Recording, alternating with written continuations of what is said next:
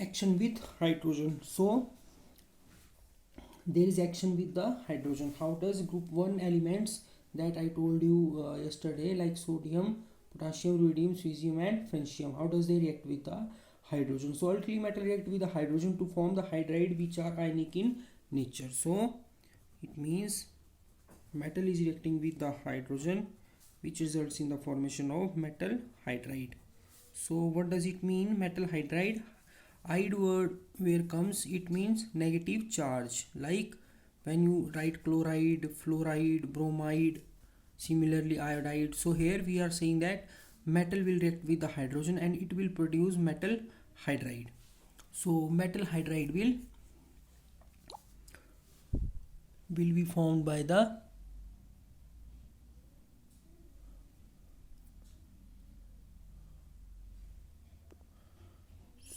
metal hydride will be formed when metal will react with the hydrogen. This it results in the formation of hydride. So basically these are metal hydride, M positive, H negative. So hydrogen exists as here anion. So this is called hydride. Ide word means negative charge. So the reactivity of this alkali metal with hydrogen increases from lithium to cesium. It is general, as I told you yesterday, reactivity of alkali metals increases toward the cesium. Why? Because cesium is large in size and it easily loses the electron, most easily loses the electron among alkali metals. So this is highly reactive. Further, the ionic character of the hydride increases from lithium to cesium. This is because decrease in the ionization energy down the group, so that electron become easily available to hydrogen for forming hydride ion. Further, the stability of hydride decreases from lithium to cesium. This is due to the fact that the size of alkali metal increase. So these factors, that is reactivity, ionic character and stability, all are interlinked. How? Because all the metals here, that is lithium, cesium, rubidium, potassium, francium, or all are connected to hydrogen, and the resultant hydride formed have the same thing, that is hydride anion. Metal varies here.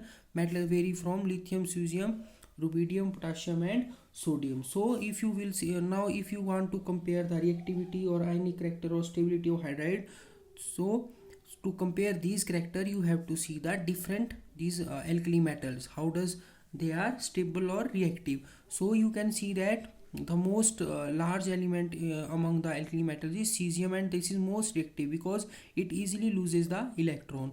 So it means that, it simply means that the stability of hydride will decrease downward the group. Why? Because cesium will easily, cesium and hydrogen, cesium is large in size and hydrogen is smaller in size.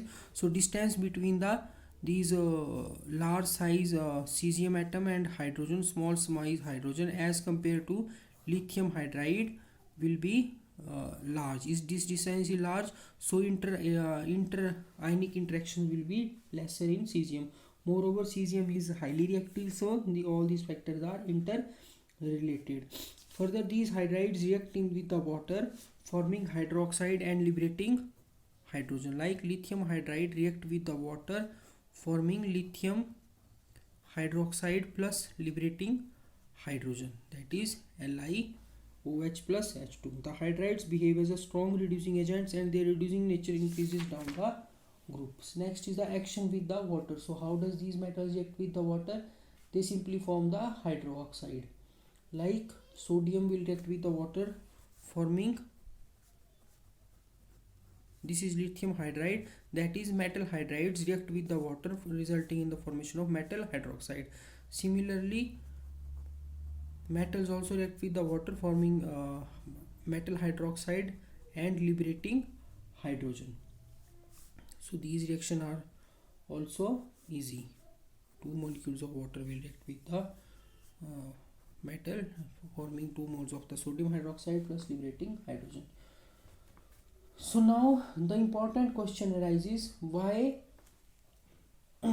why alkali metals are kept in kerosene oil? That is, why, this question can be asked in an exam or somewhere else, why alkali metals are kept in kerosene oil. Or you can ask, why alkali metals can't be kept in oxygen or water. So this question can be asked in three ways, like why alkali metals are kept in kerosene oil, or why alkali metals can't be kept in oxygen, free oxygen, or why alkali metals are can't be kept in the water. So answer to this reaction lies in these reactions, that is, and lithium reacts somewhat slowly, but sodium and other members of the family react so rapidly with water that the hydrogen gas evolved immediately catches fire. This hydrogen gas, you know that the hydrogen has highest calorific value and it easily catches the fire. Even in the free supply of air, when hydrogen is present in air, it starts burning. So this hydrogen is liberated when metal is kept in the water, and this hydrogen liberated hydrogen catches fire. So this is the basic reason that why alkali metals are can't be kept in the water. So the hydroxyalkali metals are strongly basic and the basic strength increases down the group. So why does basic strength increases down the group? The metal hydroxide bond in hydroxide of alkali metals is very weak and it can easily ionize to form M positive and OH negative ions. This accounts for their basic character. Since the ionization energy decreases down the group, the bond between the metal and oxygen becomes weak. Therefore, the basic strength of the hydroxides increases accordingly. Thus, sodium hydroxide is stronger base than the lithium hydroxide, and so on. Further, next is the action with the halogen. Action with the halogens. Action with the halogens. The alkali metals readily combine with the halogens to form the ionic halide, that is M plus X2, and these halides are formed with the general formula 2MX. Like sodium, for example, sodium will combine with the chlorine and will result in the formation of sodium chloride, a well-known salt. So the reactivity of halogen toward the alkali metal increases on moving down the group. This is due to decrease in the ionization energy or increase in the electropositive character as we move down the group. All the metal halides are ionic crystals. However, lithium iodide is slightly covalent because of the polarization.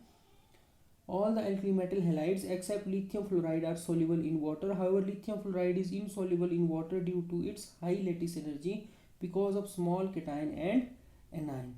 Further, so this is the reason that lithium fluoride is insoluble in water, because it has high lattice energy because of small cation and anion. So lithium fluoride is insoluble in water. So you may be asked, why lithium fluoride is insoluble in water? Because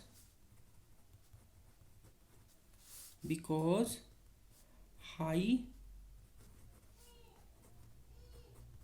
lattice energy and small size of constituent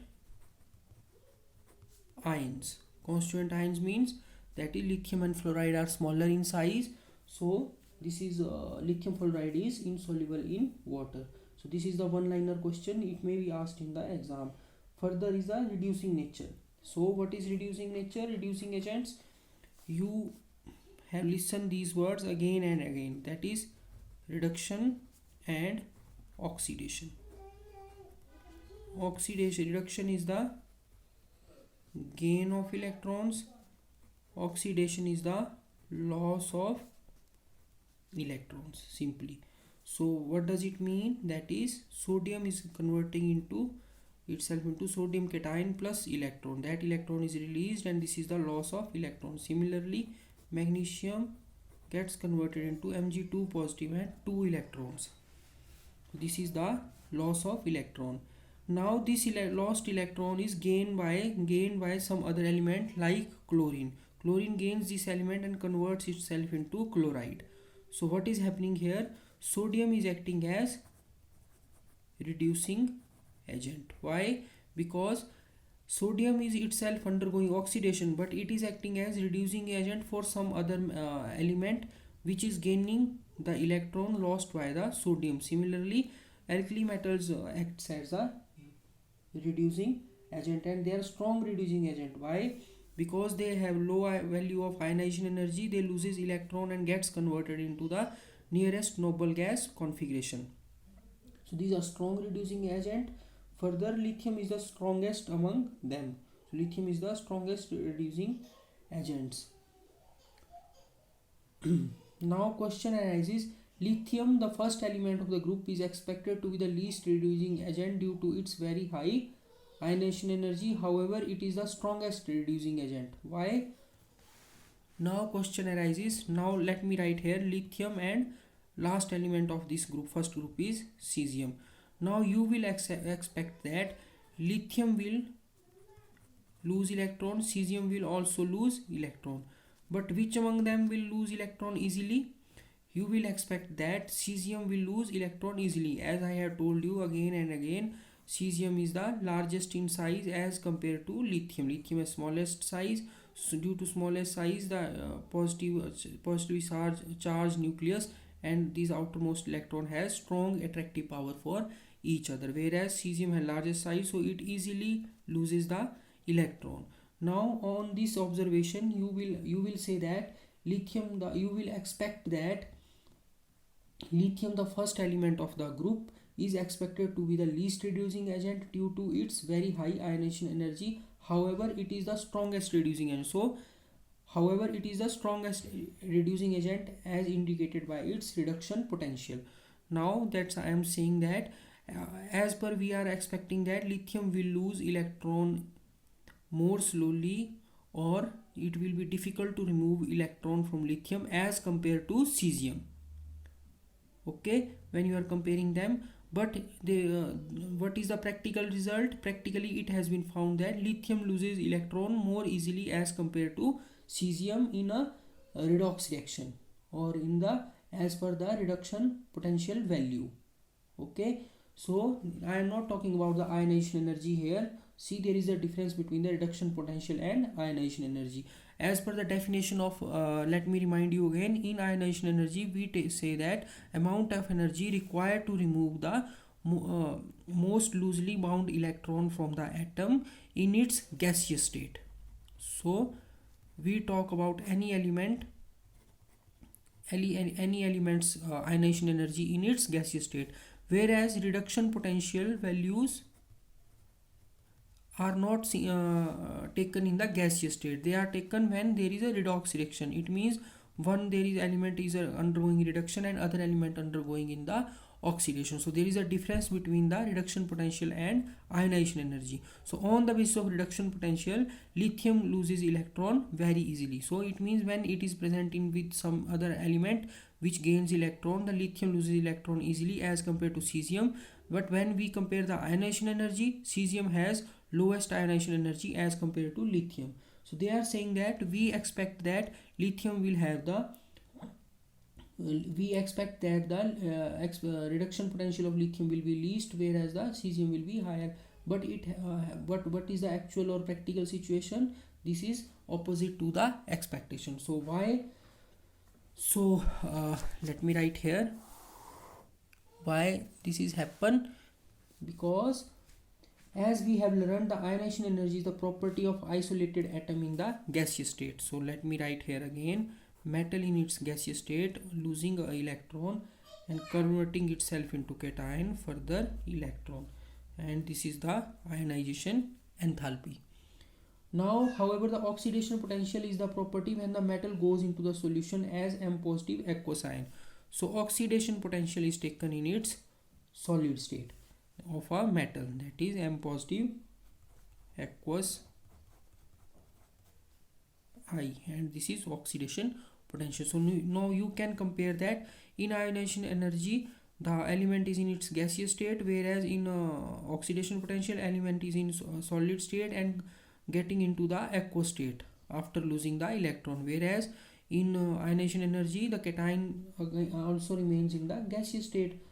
So the process of oxidation potential may be thought to be proceed as, first of all, what we will do, solid metal will undergo sublimation to the gaseous state, that is delta HS sublimation, and metal from its gaseous state undergoes change into the M positive gaseous plus electron, and this is the ionization enthalpy. Further, M positive gaseous plus NH2O, M positive aqueous.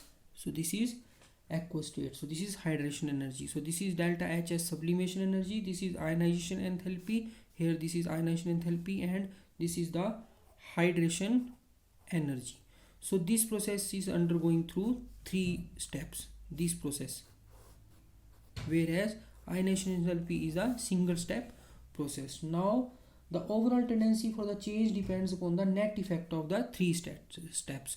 So basically this reaction, that is this reaction, depends upon these 3 steps: first, second and third step. Now we know that lithium positive ion has the smallest size and is hydrated to the maximum extent.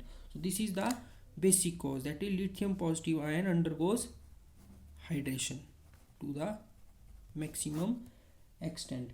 Therefore, large amount of the energy is released in the third step. The amount of energy released is so large that it compensates the higher energy needed to remove electron.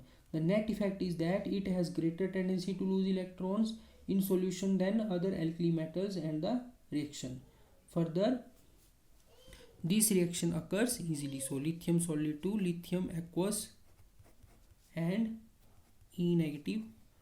This reaction occurs readily. It means we are talking about this reaction overall from here to here. Now what happens, as ionization energy require, you have to supply the some amount of the energy, that is ionization energy will be means that some you have to input the some amount of energy, whereas in this process the some steps involve the release of the energy. So these reactions are more favorable as thermodynamically. Okay, let me repeat once again. Large amount of the energy, hydration energy, is released in the third step. So this is the third step where lithium positive is reacting with water and resulting in the formation of this M positive cation, M positive gaseous plus NH2O giving. So this step releases large amount of the energy. So this step is the exothermic, and it compensates the first and second step, this first step and second step, whereas in case of simple ionization energy you have to supply the energy. So this due to this, the reduction potential of lithium is oxidation potential is smallest, and it is the strongest reducing agent. So therefore lithium is the strongest reducing agent because of the greater hydration energy. So this step is the exothermic one, whereas in this case of further is the anomalous behavior of lithium and diagonal relationship.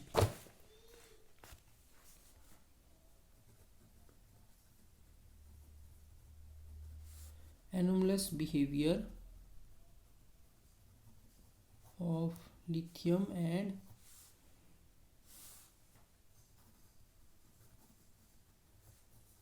diagonal relationship. Diagonal means when you have such a shape and you are matching these two corners. So this is called diagonal. So lithium belongs to alkali metal of the group, but it has most of the characteristic properties of metals of group 1. However, it differs from the remaining member of the group in many respects. So it simply means that this is the lithium, this is the beryllium, sodium, magnesium and potassium, and this is calcium. So diagonal relationship means when some of the properties of the elements of a given group, first element of the given group matches with the second element of the next group. So some property of lithium matches with the magnesium, and some property it matches with the its group, that is alkali metal group. So this is called diagonal relationship. So lithium has almost maximum property same as per the first group, but it has some property in which it differ from the first group, that is size of the lithium atom and its ion is very small.